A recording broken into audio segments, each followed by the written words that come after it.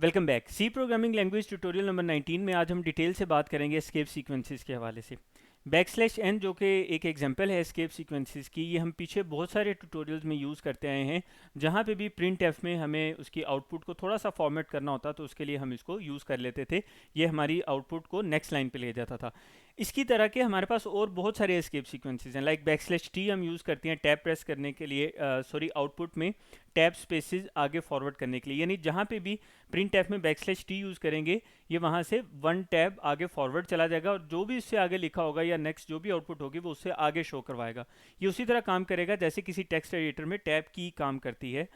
आगे अगर हम चलें तो एक बैकस्लैश बी की हमारे पास एस्केप सीक्वेंस है विच is use for back space. Back space उसी तरह से काम करेगा जैसे किसी टेक्स्ट एडिटर पे आप जब कुछ टेक्स्ट लिख रहे होते हैं तो बैक स्पेस की प्रेस करते हैं तो वो एक करेक्टर लेफ्ट साइड से रिमूव कर देता है। ये सेम वही काम आउटपुट स्ट्रिंग के साथ करेगी। अगर हम सिंपल एक बैक स्लैश लिखना चाहें, आउटपुट में शो करवाना चाहें, तो वो हम सिंगल बैक स्लैश से इसलिए नहीं लिख सकते क्योंकि सिंगल बैक स्लैश जो है ये इस चीज़ का इंडिकेटर है कि आप अब कोई एस्केप सीक्वेंस लिखने लगे हैं। तो इन केस अगर हमने कोई सिंगल बैक स्लैश आउटपुट में शो करवाना तो उसके लिए हम क्या करेंगे, डबल बैक स्लैश लिखेंगे तो वो हमें क्या करेगा, आउटपुट पे सिंगल बैक स्लैश शो करवा देगा। यानी कि फर्स्ट बैक स्लैश तो इस चीज़ का इंडिकेटर होगा कि ये एस्केप सीक्वेंस है, जबकि उससे आगे जो बैक स्लैश लगा है ये वहाँ पे आउटपुट में प्रिंट हो जाएगा। इसी तरह से अगर हम डबल कोड प्रिंट करवाना चाहें, जैसे कि आपको पता है कि जो हमारा कोड होता है उस कोड में हमारे पास स्नैरियो ये होता है कि जब हम प्रिंट एफ की बात करते हैं तो जो प्रिंट एफ है वो डबल कोट्स में लिखा होता है।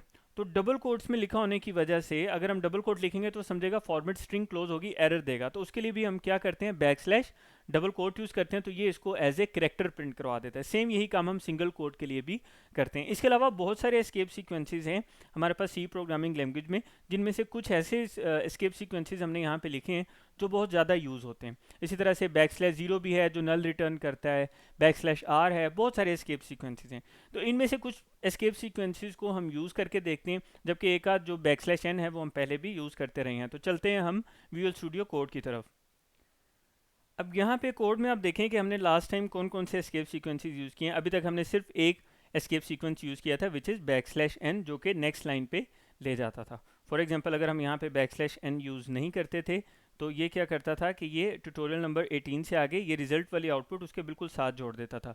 लेकिन अगर हम यहाँ कहीं पे for example backslash n use कर लेते हैं तो इससे क्या फ़ायदा होगा, हम जब इसको आउटपुट में डिस्प्ले करवाएंगे तो ये बैक स्लैश एन की वजह से नेक्स्ट लाइन में ले जाएगा अगली आउटपुट को, तो वो अगली आउटपुट हमें नेक्स्ट लाइन में शो करवा रहा है, उसकी फॉर्मेटिंग थोड़ी सी बेहतर हो रही है।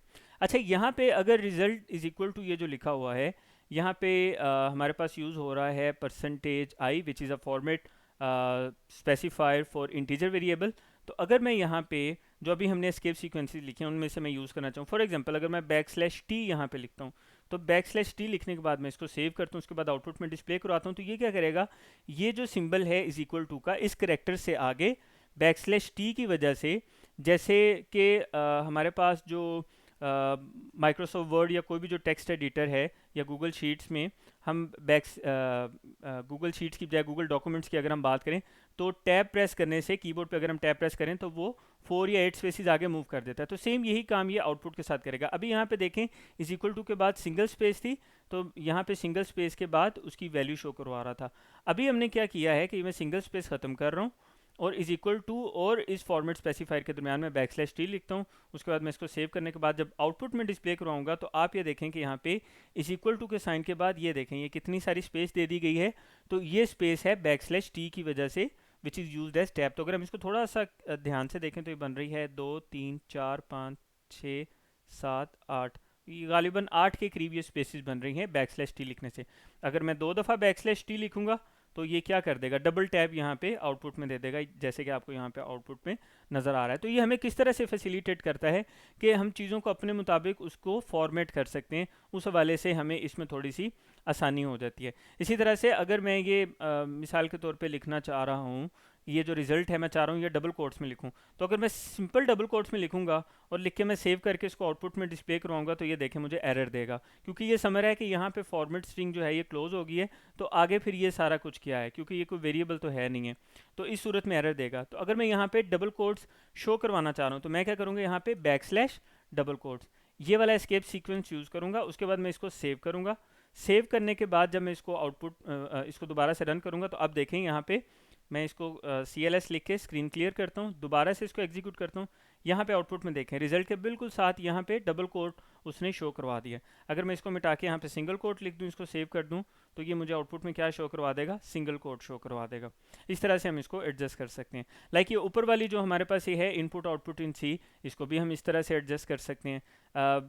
अगर मैं यहाँ पे ये चाहूँ कि इनपुट आउटपुट इन सी, ये जो सी है ये आ जाए सिंगल कोट में, तो वैसे तो अगर मैं यहाँ पे यूज़ कर रहा हूँ सिंगल कोट देखने की हमें एरर देता है या नहीं, तो इसने एरर नहीं दिया, सिंगल कोट लगा दिया, लेकिन ये एरर दे भी सकता है। तो एहतियातन हम क्या करते हैं, यहाँ पे एस्केप सीक्वेंस यूज़ कर लेते हैं। ठीक है, उसके बाद हम यहाँ पे इसको एग्जीक्यूट करेंगे तो ये हमारे पास यहाँ पे शो करवा रहा है। यहाँ पे अगर आप डबल कोट्स यूज़ करना चाहें, डबल कोट्स यूज़ कर सकते हैं। तो मैं डबल कोट्स यूज़ करके सेव करूँगा तो यहाँ पे आउटपुट में देखें ये जो सी लिखा हुआ है इसके आगे डबल कोट्स आ रहा है और एरर नहीं आ रहा। अगर हम ये यूज़ नहीं करते फिर उस सूरत में एरर आता है। तो ये एक छोटा सा कॉन्सेप्ट है एस्केप सीक्वेंसेस के हवाले से। नेक्स्ट सेगमेंट में हम डिटेल में बात करने जा रहे हैं फॉर्मेट स्पेसिफायर्स के हवाले से। फॉर्मेट स्पेसिफायर के बारे में हम प्रीवियस ट्यूटोरियल में कुछ चीज़ें डिस्कस कर चुके हैं एक एग्जांपल के थ्रू। जैसे इस एग्जांपल में भी आप देख रहे हैं %i लिखा है which is a format specifier for integer variables. Next segment में, नेक्स्ट ट्यूटोरियल में हम डिटेल में बात करेंगे कि हमारे पास और कौन कौन से फॉर्मेट स्पेसिफायर्स अवेलेबल हैं और हमें इनकी ज़रूरत क्यों पड़ती है। तो मिलते हैं अगले ट्यूटोरियल में।